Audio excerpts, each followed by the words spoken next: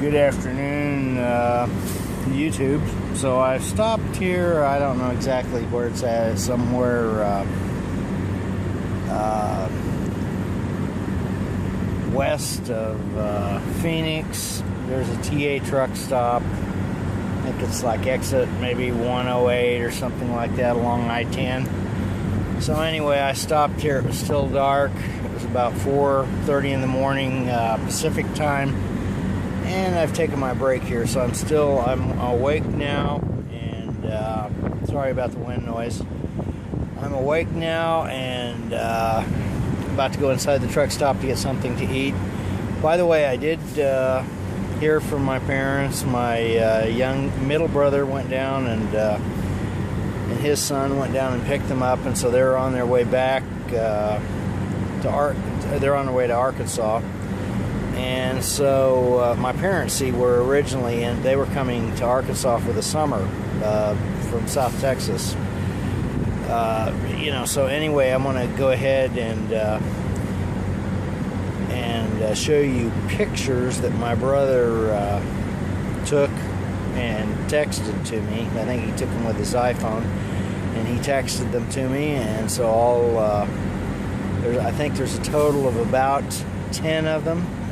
Or so, give or take a couple, and so I'll play those now.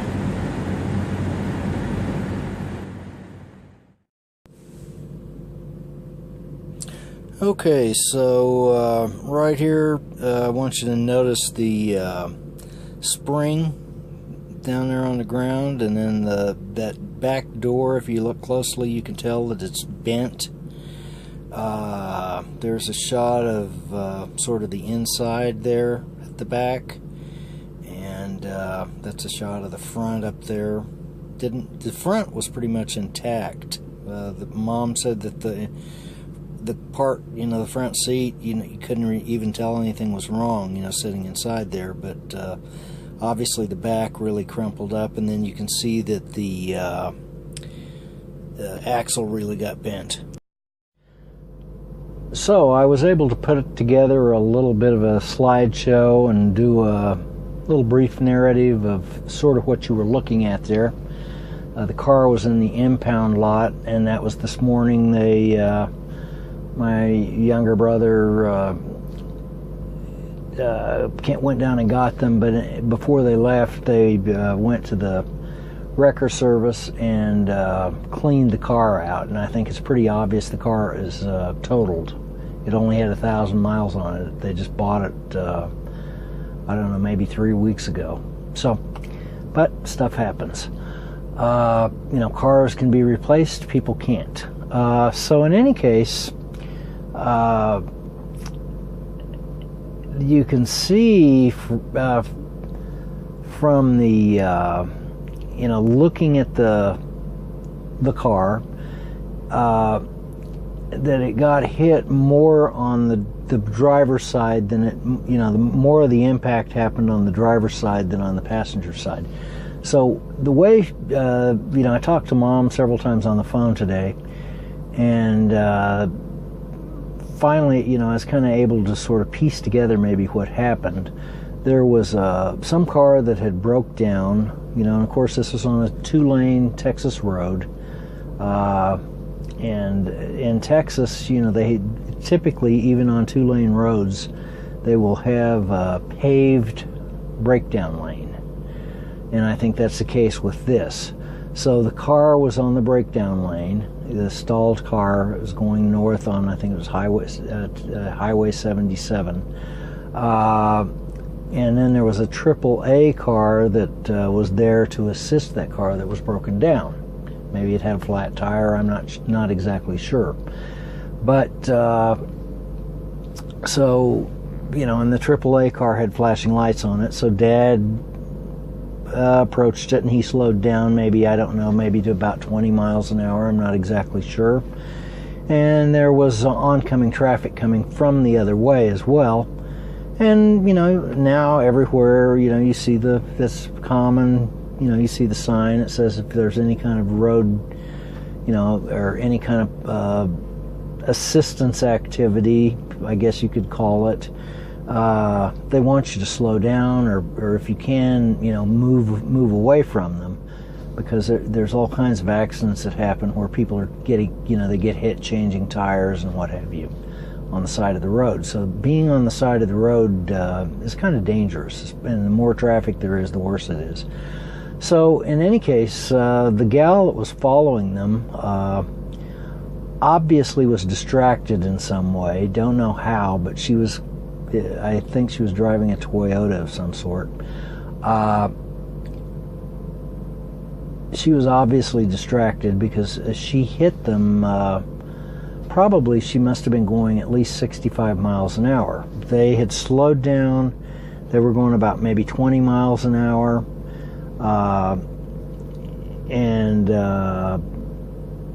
She sort of hit at a, kind of not really square, but more towards the driver's side. She couldn't really go around because there were 3 cars oncoming on this 2-lane road, and so she kind of didn't really have anywhere to go, and so she hit the back of my parents' car. That's the car they had was a Ford, new Ford Fiesta. They just bought it they had a Fiesta before this that was about 3 years old, and they just traded for this new one. So in any case, that caused them to, the Fiesta to spin around, and then it actually also hit the AAA car, and then my parents ended up in the ditch.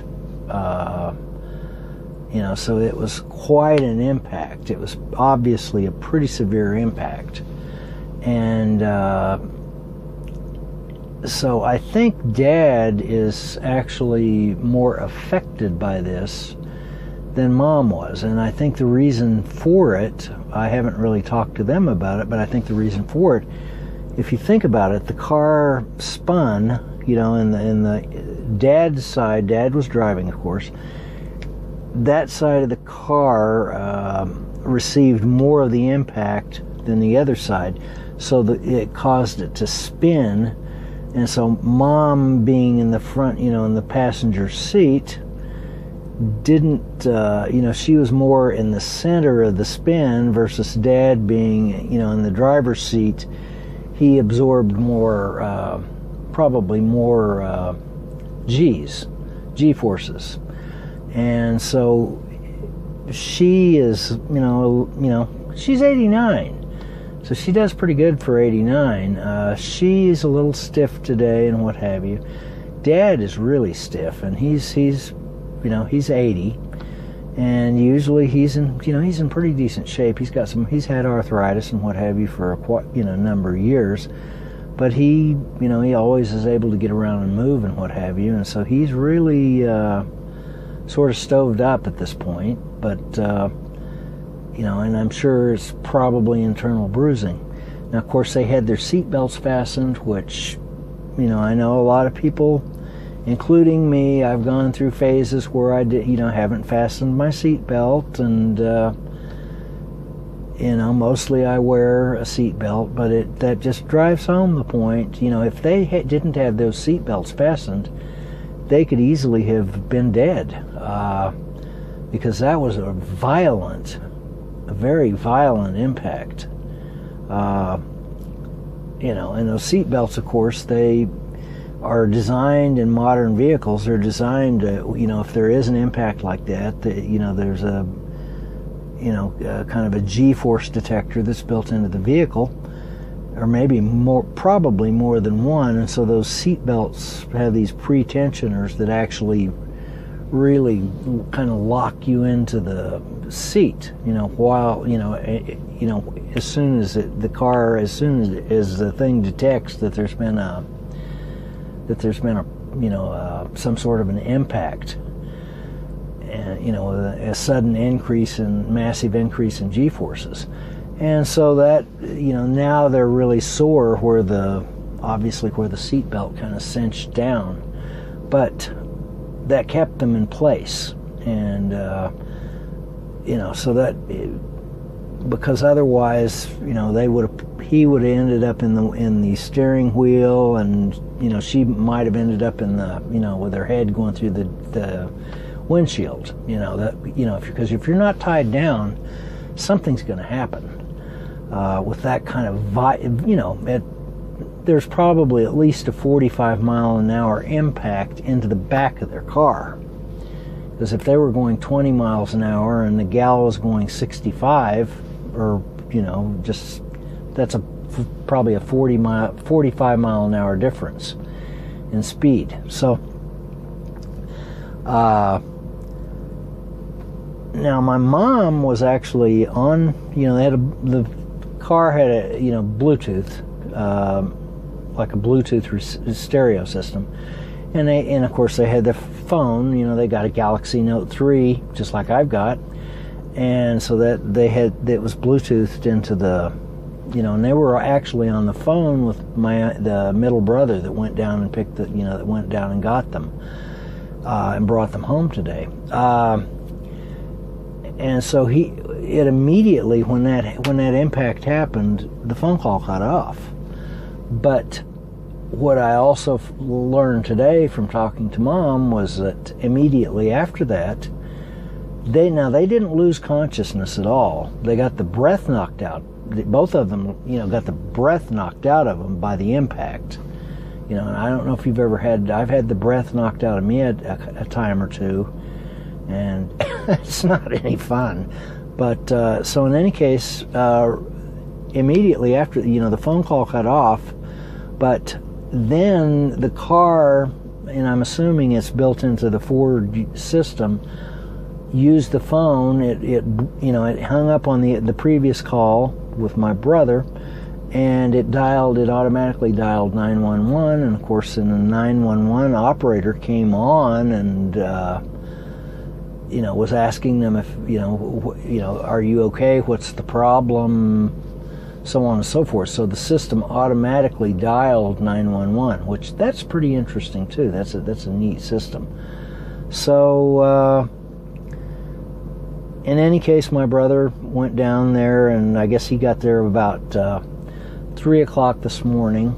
That would have been, and in the meantime, they spent most of the evening in the in an emergency room, the hospital emergency room.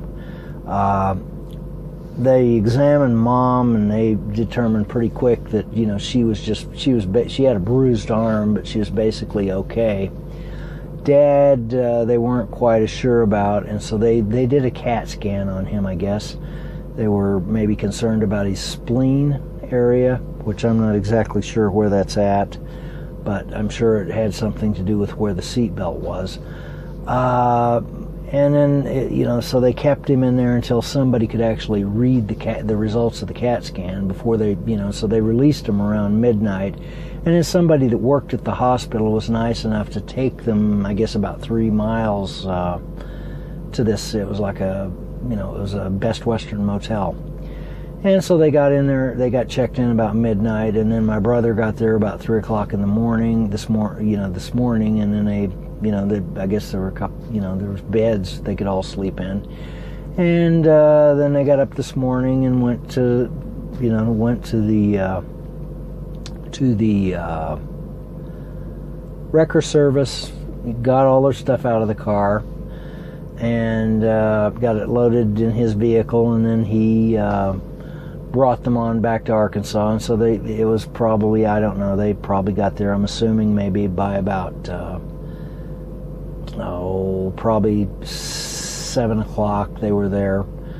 And so they're there now, and brother also went down to this local supermarket, and Mom gave him a shopping list of groceries that she wanted. And so that I kind of doubt that they're going to be they're not going to be doing too much over the next few days, because it's going to take them a while to recover from this.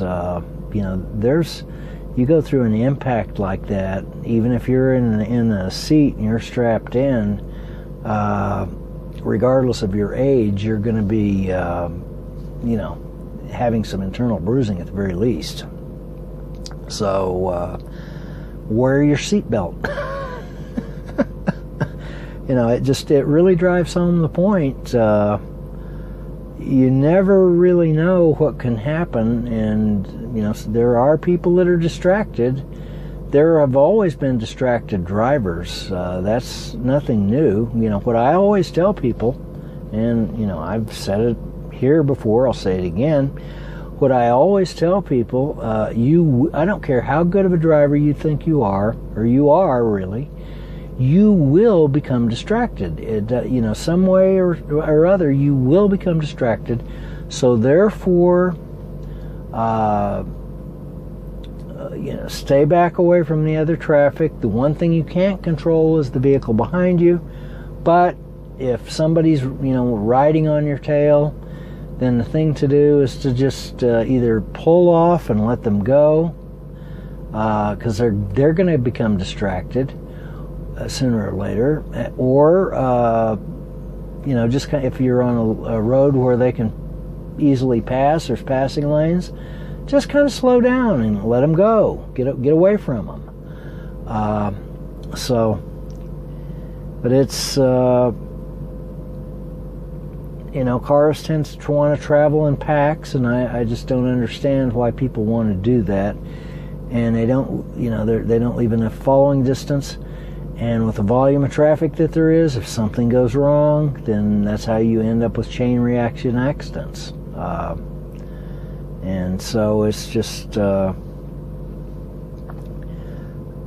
you just have to watch, kind of pay attention. And, if somebody's acting stupid or aggressive, or they're obviously really distracted, then, get away from them, do something to get away from them.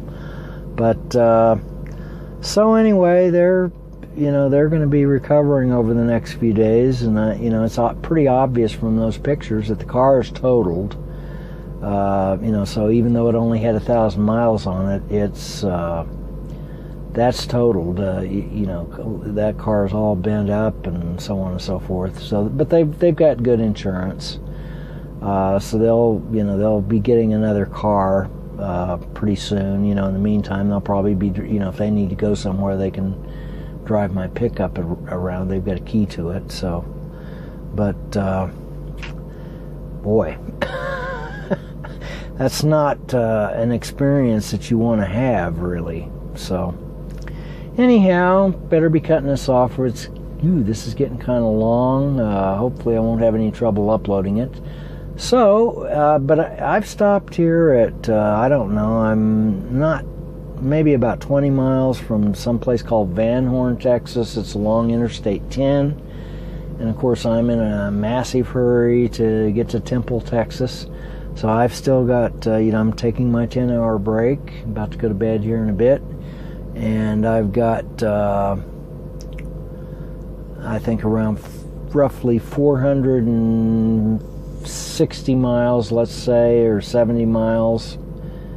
It might be 80 miles, I'm not exactly sure, but left to go to get to Temple, Texas. And then the load delivers at 4 a.m. Monday morning, so I need to be there, go in. They want you in there at 3 a.m. And so I should be able to do that without too much trouble. So in any case, from near Van Horn, Texas, I'll catch you later.